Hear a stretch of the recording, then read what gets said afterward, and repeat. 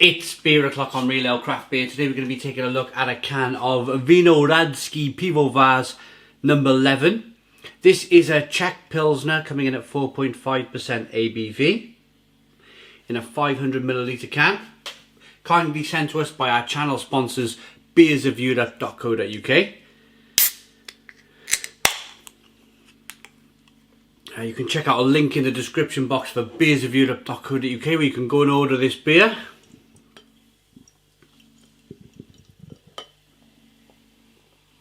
It's a tough one. It's a tongue twister.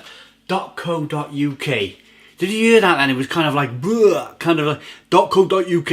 It's such a it's okay when you say it on its own, but it's when it's part of a paragraph or a you know, when you're speaking long introduction kind of scripts, then when you say that .co.uk bit, like I nearly did then, it very nearly trips you up.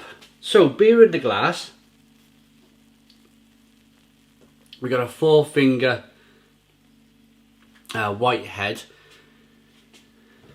Good levels of carbonation. A hazy looking straw coloured beer.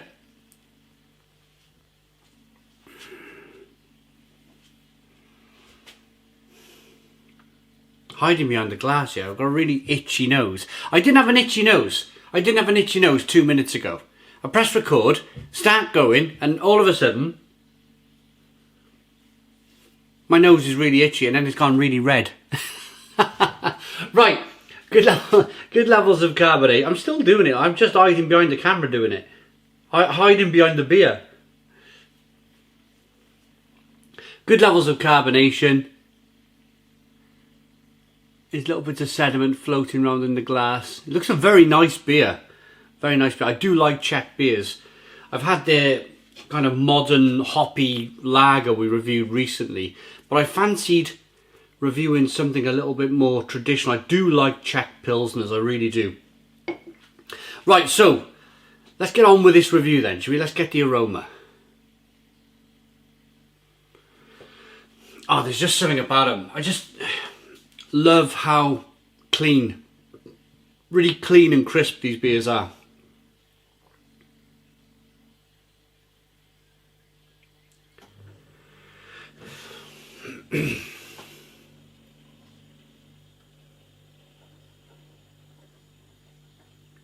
Spicy, peppery, a little bit of lemon. But it's the aroma, it's the excitement these days. I never used to get excited by lager at all, but it's the excitement of knowing you're going to be tasting something so clean and so crisp. Let's dive in. Cheers, everybody.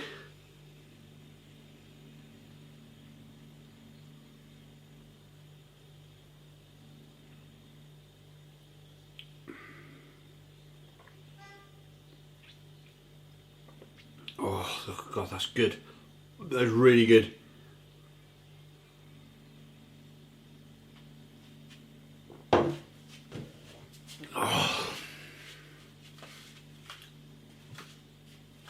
Stone the crows. Just stone the crows. It's only taken me nearly 12 years of reviewing beer on YouTube to really fully understand lager and appreciate lager, appreciate good lagers, pilsners. This is a stone the crows beer. It really is a stone the crows beer. It's really quite incredible. Really quite incredible. Now I've had British pilsners and British lagers, craft lagers if you like, that they've been good. They've been good. But really the Czechs have been doing this for hundreds of years. What this beer is in the glass here is just, for a pilsner, is absolute perfection. It's absolute perfection. You've got the carbonation pushing the beer on the inside of the mouth, releasing more of that flavour. The flavours are like a stinging nettle, a nettly, spicy, peppery flavour.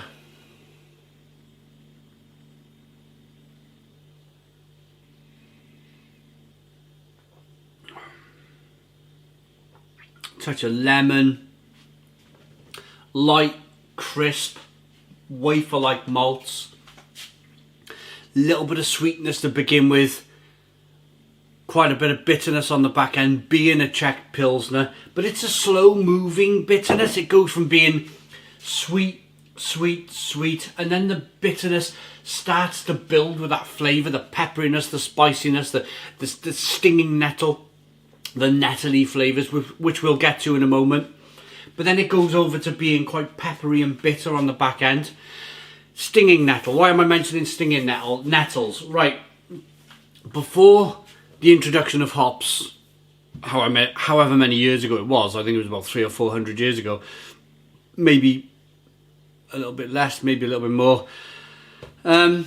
they used nettles to flavour and preserve their beer. When I say they, probably Europeans back in the day, certainly German and Czech brewers would have used stinging nettles. The reason why they use stinging nettles and the reason why hops kind of taste something quite like stinging nettles is because they're part of the same family in the Darwin's evolution of the tree, or the tree of life. The tree of life. The nettle and the hop are direct cousins on the tree of life. They're both coming off on the same branch.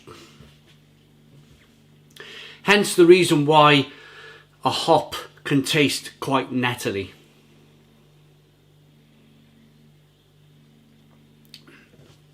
But look at the beer, look at the appearance of the beer as I'm drinking it. Lovely lacing on the glass. Good carbonation. Look at this, look at this.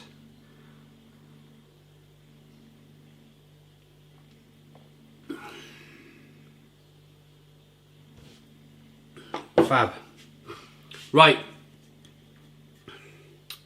Good aroma, good bitterness, good carbonation, good aftertaste, and less of the fullness. That's the beer triangle, the beer wheel. What they mean by fullness, and they want a lack of fullness, is complete drinkability. And it's something I haven't covered in this review, but I could drink 4 or 5 pints of this easily, absolutely easily. The drinkability on this beer, how refreshing this beer is absolutely fantastic.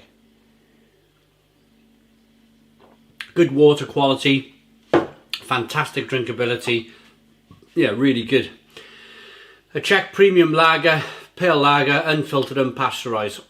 Water, yeast, barley, hops, which are Saaz, and premium. You can pick this beer up at beersofeurope.co.uk. Check out the link in the description box of this video. I really, I mean, for Czech Pilsners, it's the home of Pilsner, really. Germany, Czech, they've perfected this style of beer over a long time. I like that beer enough to give it a Stone the Crows 10 out of 10. It's a 10 out of 10 beer from Real Ale Craft Beer. Please put your comments in the comments box, subscribe to our daily beer and food reviews, give us a big fat thumbs up. Boom! Cheers!